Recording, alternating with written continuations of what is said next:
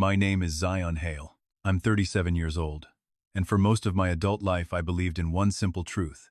If you work hard, keep your head down, and stay quiet about your sacrifices, the people you love will eventually see your worth. You don't have to announce your value to the world. You just have to keep building and let time do the talking. That belief almost cost me everything. And in the end, it was the very thing that saved me. 14 months before my life split into a before and an after, my wife left her phone face up on the kitchen counter while she stepped into the shower. I wasn't looking for anything. I had never given her a reason to doubt me, and I had never doubted her. But the screen lit up with a notification from a contact named Azriel. Is the exit strategy ready? How do we keep him from suspecting? I read the preview text twice. I didn't scream. I didn't throw her phone against the wall. I quietly took a photograph of the screen, with my own device, saved it to an encrypted drive, and set her phone back down on the counter at the exact same angle. I didn't confront her that night. I didn't confront her the next week either. I let 14 months pass watching, listening, and quietly preparing, because sometimes the biggest mistake people ever make is underestimating a quiet man while he stands in front of them silently taking it all in. It was a rainy Tuesday night in late October. The Atlanta air had that damp asphalt smell as a soft drizzle fell across Peachtree Street. I walked up the front steps of our brick two-story house in Buckhead carrying a warm paper bag of takeout from our favorite Ethiopian spot on Cheshire Bridge Road. I wanted to surprise my wife Ayana after a long week of her complaining about late meetings at work. Ayana was 34 sharp, striking, and ambitious.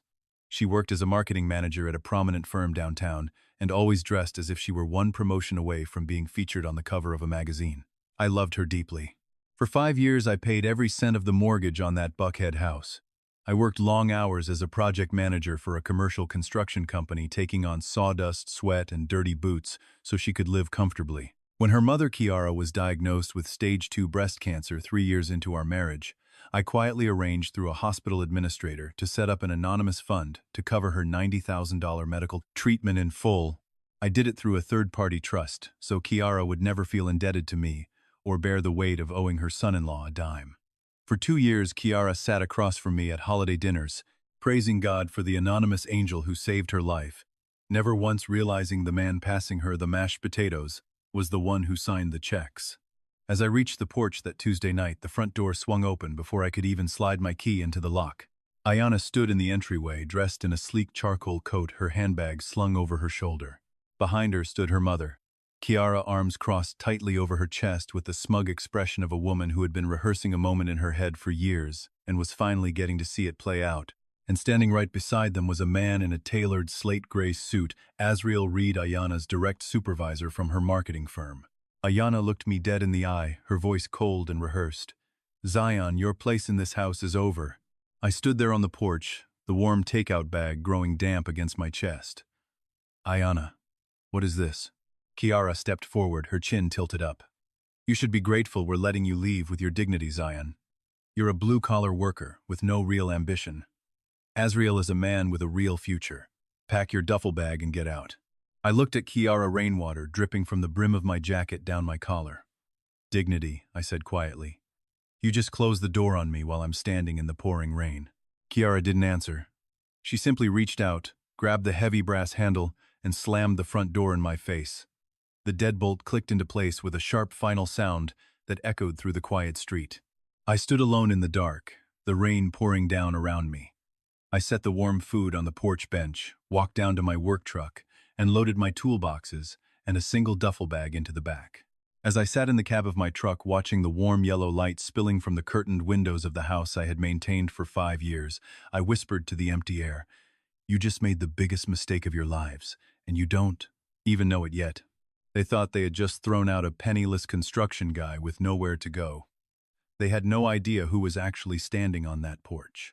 2 days later, my phone rang with an unfamiliar number. It was the senior partner's office at a prestigious law firm on West Peachtree Street in Midtown Atlanta. When I arrived the next morning, an attorney named Mr. Ferris ushered me into a private wood-paneled office. He slid a thick, leather-bound folder across the desk. "Your father, Marcus Hale, asked us to hold these documents in trust until the right time," Mr. Ferris explained. He was very specific about the signal. "When you called our office last month requesting copies of his historical land deeds, we knew it was time." My father had passed away 6 years earlier. To the outside world, Marcus Hale was just an old-school carpenter in steel-toed boots and a faded Braves cap. But what people didn't know was that starting in the early 1990s, my father had spent 30 years quietly buying up overlooked parcels of land across Midtown and Buckhead before the Atlanta real estate boom hit. Mr. Ferris opened the ledger. Inside were deed transfers, equity certificates, and a 47% controlling stake in a major real estate development holding company, bearing my grandmother's maiden name, a portfolio valued at over $12 million. Then Mr. Ferris flipped to a specific page and pointed to an address 742 Peachtree Way, Buckhead. The very house Ayanna and her mother had just kicked me out of wasn't bought on a standard mortgage. It had been folded into my father's private family trust 20 years earlier. I hadn't been paying a mortgage for 5 years. I had been maintaining a property that I already legally owned outright as the sole beneficiary of the trust. "There's one more thing, Zion," Mr. Ferris added, handing me a corporate structure chart. "This holding company is also the majority institutional backer behind Cardwell Reyes Marketing Group, the firm where your wife works." I sat back in the leather chair, the room suddenly feeling very still. I was not just the legal owner of the house they had locked me out of. I was the silent majority owner behind the very company that paid my wife's salary and funded Azriel Reed's executive corner office. Over the next week, I worked alongside a sharp forensic accountant named Miss Whitfield to examine Cardwell Reyes's internal filings. What we uncovered was staggering. Azriel Reed had been quietly embezzling funds from major corporate client contracts, routing over $90,000 into a fraudulent shell company registered under his personal name in Fulton County. Even worse, Miss Whitfield recovered an archived email thread from 14 months earlier, sent from Kiara's email address to Ayanna. "Don't worry about the money, baby. Zion will keep paying the house bills and funding everything as long as he thinks we still need him. Just keep playing along a little longer until Azriel's promotion goes through, then we push him out." I stared at the printout of that email. They hadn't just betrayed our marriage. They had treated me as an unpaid caretaker while plotting to strip away my home. It was time to bring the truth into the light. 3 weeks after the night on the porch, the Atlanta Chamber of Commerce held its annual Black Tie Charity Gala in the grand ballroom of the Atlanta Marriott Marquis. It was the premier networking event of the season, attended by the city's top corporate executives, developers, and civic leaders. I knew Ayanna and Azriel would be there. Ayanna was wearing an elegant silver gown, sipping champagne alongside her mother Kiara, who was dressed in teal lace and her finest pearls. Azriel stood beside them in a tuxedo, laughing and mingling with regional directors. They were socializing near the center tables, completely unaware that my father's holding company had been the lead corporate sponsor of the gala for 11 consecutive years. At 7:30 p.m., the master of ceremonies took the stage and tapped the microphone.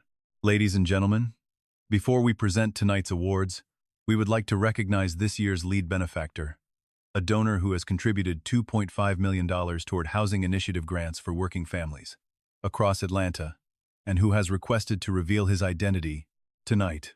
I stepped out from the shadow of the rear archway, wearing an impeccably tailored black suit, and walked slowly toward the stage. As I passed Ayanna's table, her champagne glass slipped from her fingers, shattering against the parquet floor. Kiara's jaw dropped in absolute horror. Azriel's arrogant smile instantly vanished, replaced by a look of sheer, unadulterated panic. I took the microphone and looked out over the ballroom of 500 guests. 3 weeks ago, I spoke clearly into the microphone, my voice echoing through the silent hall. My wife and mother-in-law locked me out of my home in the middle of a rainstorm, telling me I was a blue-collar worker with no present value, no ambition, and no place in their lives. I gestured to the large projection screens flanking the main stage. The screens flickered to life, displaying certified court documents, banking records, and forensic audit slides, showing Azriel Reed's fraudulent wire transfers, fake vendor invoices, and the shell company accounts he used to steal $90,000 from Cardwell Reyes Marketing. Gasps erupted across the entire ballroom. Corporate executives turned in their seats, staring in disbelief at Azriel. 2 senior partners from Cardwell Reyes immediately pulled out their phones, frantically calling their legal compliance teams. I turned my gaze directly toward Ayanna and Kiara. "The house in Buckhead you locked me out of was never marital property," I continued calmly. "It has been owned outright by my family's private trust for over 20 years. I have officially filed for divorce, and a formal notice to vacate the premises has been served to your table tonight." I pointed to the final slide on the screen, the printout of Kiara's email plotting to bleed me financially while hiding her affair with Azriel. You believed I was just a man with dirty work boots, I said softly into the microphone. You had no idea whose house you were sleeping in, whose company was paying your salary, or whose generosity was keeping your family afloat. I set the microphone back on the stand and walked down the steps of the stage.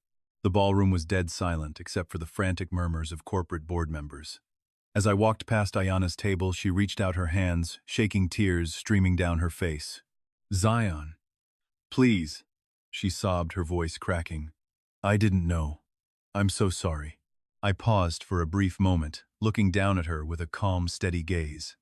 You didn't care who I was when you thought I had nothing, Ayana. Don't start caring now just because you found out what I own. I walked out through the glass doors of the atrium and stepped into the crisp, clear Atlanta night air. In the weeks that followed, the fallout was swift and decisive. Asriel Reed was terminated from Cardwell Reyes the very next morning and was formally indicted by the Fulton County District Attorney's Office on charges of grand larceny and corporate wire fraud. Ayana was quietly let go from her firm following the public scandal. Facing immense financial pressure and reputational ruin, she moved out of Buckhead and into a modest rental in Decatur. Kiara received a formal letter from my legal team outlining the truth about her medical bills. Every dollar of her $90,000 cancer treatment had been paid in full by the very son-in-law she had called useless. I reclaimed my house in Buckhead, but I didn't live in it alone. I converted the property into the headquarters for the Hale Legacy Foundation, a nonprofit organization dedicated to providing emergency housing, legal support, and financial literacy grants to working-class individuals and single mothers rebuilding their lives after sudden domestic or financial hardship. Standing on the front porch of that Buckhead house, a year later watching a young mother and her children safely move into one of our foundation's transitional homes, I looked up at the Atlanta sky and felt a profound sense of peace. My father was right. You don't need to shout to prove your worth. You just need to keep building with integrity, hold your ground in the storm, and let the truth speak for itself.